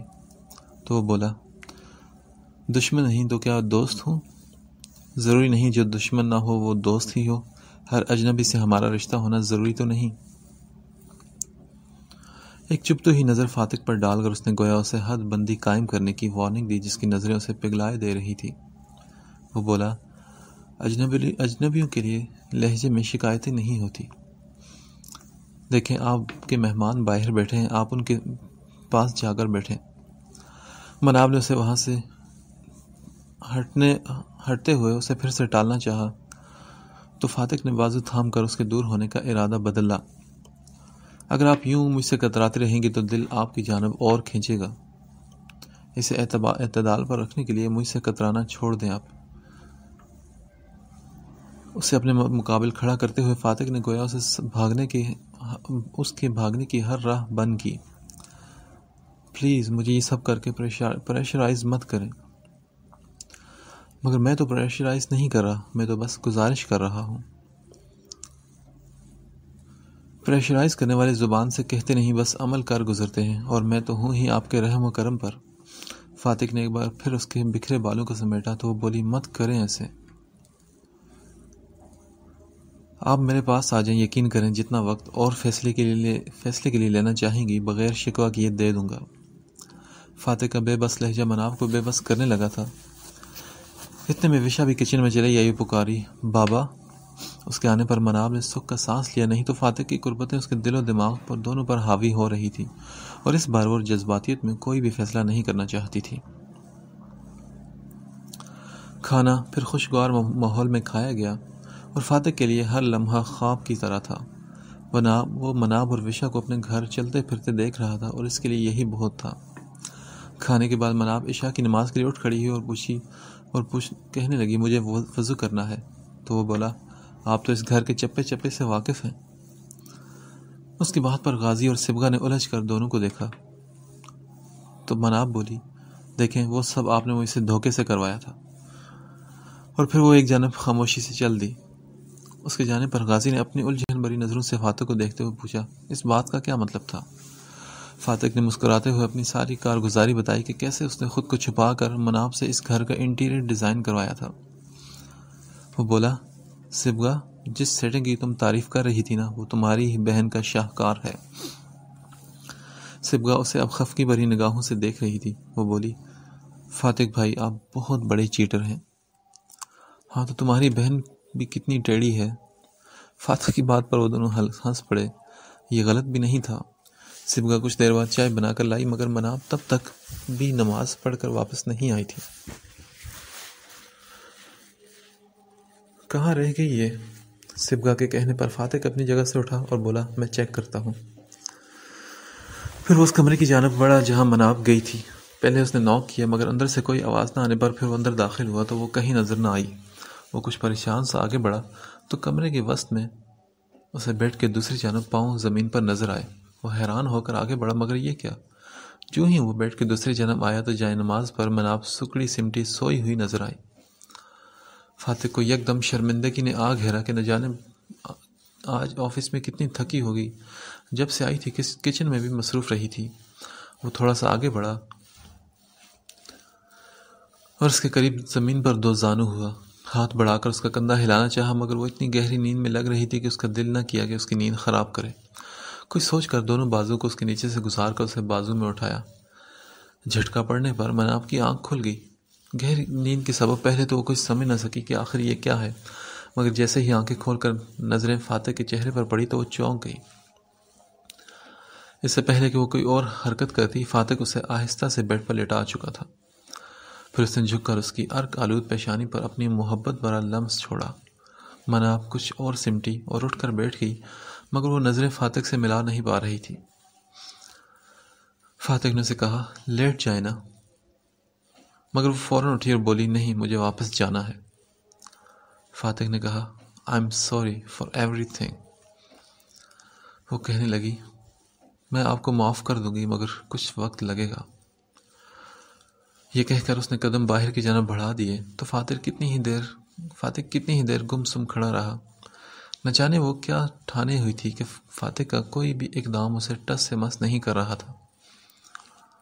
کچھ دیر بعد مناب نے واپسی کی رٹ لگا لی تو غازی اور سبغہ کو اٹھتے ہی بنی بھائی گھر چکر لگانا آپ۔ غازی کے کہنے پر فاتح نے سر ہلایا اور بولا انشاءاللہ میں جلد ہی چکر لگاؤں گا۔ وشا کو گود میں اٹھائے پیار کرتے اس نے مثبت جواب دیا کیونکہ ابھی روبرو واجد سے اس نے معافی مانگنی تھی۔ مناب اسے ہولے سے خدا حافظ کہتی بنا اس کی جانب دیکھے گاڑی میں بیٹھ گئی۔ فاتح کی اداسی اس کے چہرے سے واضح عیاں ہو رہی تھی۔ وشا کی کھڑکی کے جانب آ کر اسے پیار کیا۔ مناب نے گردن موڑ کر اسے دیکھا تو فاتح کی یاسیت لیے نظروں سے ٹکرائی۔ مناب کے دل کو کچھ ہوا۔ اسے تاکید کرتا وہ پھر پیچھے ہٹا اور بولا اپنا خیال رکھنا۔ غازی نے گاڑی آگے بڑھا لی۔ کریم بھی فاتح کے ساتھ کھڑا تھا۔ اپنے باس کی اداسی کو وہ اس کے چہرے سے بڑی آسانی سے پڑھ سکتا تھا مگر وہ ابھی بھی نہیں جانتا تھا کہ اس کے باس کی بیوی اور بیٹی اس کے ساتھ کیوں نہیں رہتے۔ فاتح کے گہری سانس کھینچ کر اندر کی جانب بڑھ گیا۔ اور پھر 2 دن بعد ہی مناب کی جانب سے آنے والے میسج نے فاتح کو ہلا کر رکھ دیا۔ وہ بے یقینی سے بار بار اور پھر نہ جانے کتنی بار اس میسج کو پڑھتا گیا۔ ان دنوں وہ اپنا ہوٹل کھولنے میں مصروف تھا۔ وہ اپنے پروفیشن اور سنگنگ کو چھوڑنے کا فیصلہ سنجیدگی سے کر چکا تھا مگر پھر بھی وہ اپنا بزنس باپ کے بزنس سے الگ رکھنا چاہتا تھا۔ بہت سوچ بچار کے بعد اس نے ہوٹل بنانے کا سوچا۔ آج وہ بلڈنگ دیکھ کر اس کی رینوویشن کا آرڈر بھی دے چکا تھا۔ اس کا انٹیریئر وہ مناب سے ڈیزائن کروانا چاہتا تھا۔ اسی کے بارے میں سوچتے ہوئے اس نے موبائل نکالا کہ مناب کو اپنے فیصلے کے بارے میں بتائے مگر اس سے پہلے ہی مناب نے اسے اپنا فیصلہ بتا دیا۔ ہاتھ میں پکڑے موبائل سے مناب کا نمبر ڈائل کرنے والا ہی تھا کہ اس کا میسج آیا اور چند فکروں پر مشتمل یہ میسج فاتح کو ایک پہاڑ سا لگا۔ اس نے لکھا تھا میں آپ کے نام کے ساتھ جڑا اپنا نام الگ نہیں کرنا چاہتی مگر میں آپ کے ساتھ رہ بھی نہیں سکتی، مجھے سیپریشن چاہیے۔ یہ مناب کی جانب سے ملنے والا میسج اس کے دماغ کو سنسنا کر رکھ گیا تھا۔ کچھ پل تو وہ بے جان ہاتھوں سے موبائل ہاتھ میں پکڑے کھڑا رہا۔ کریم مزدوروں سے بات کرتا یکدم اس کی جانب کچھ پوچھنے کو مڑا مگر اس کا زرد پڑتا چہرہ دیکھ کر تشویش میں مبتلا ہوا اور پوچھا سر کیا آپ ٹھیک ہیں؟ مگر فاتح کو سمجھ نہیں آ رہی تھی کہ وہ کہاں ہے، اس کے قریب کون ہے اور وہ کیا کر رہا ہے۔ بس وہ خالی نظروں سے کریم کو دیکھے گیا تو کریم زور سے بولا سر آر یو آل رائٹ؟ ہاں کریم کچھ نہیں، میں کچھ دیر کے لیے کھلی فضا میں جانا چاہتا ہوں، تم یہاں کا دھیان رکھنا پلیز۔ فاتح نے بمشکل خود کو سنبھالا اور اس کی گھٹن بڑھتی ہی جا رہی تھی۔ مناب کے فیصلے کی گھٹن، اسے اندازہ نہیں تھا کہ مناب یہ فیصلہ کرے گی، اتنا مشکل فیصلہ۔ کاش وہ جان جاتا تو وہ شاید فیصلے کا اختیار اسے نہ دیتا، وہ تو اس کی روح تک کو گھائل کر چکی تھی۔ فاتح گاڑی کی چابی لیے باہر نکل آیا اور کچھ دیر بے مقصد گاڑی سڑکوں پر دوڑاتا رہا۔ کچھ سمجھ نہیں آ رہی تھی کہ کیا کرے، کس طرح سے اس کے فیصلے کو بدلے۔ فاتح کو اسے رپلائی کرنے کی ہمت نہ کر سکا، وہ کیسے کرتا؟ وہ تمام رات فاتح ایک پل کو بھی سو نہیں سکا تھا۔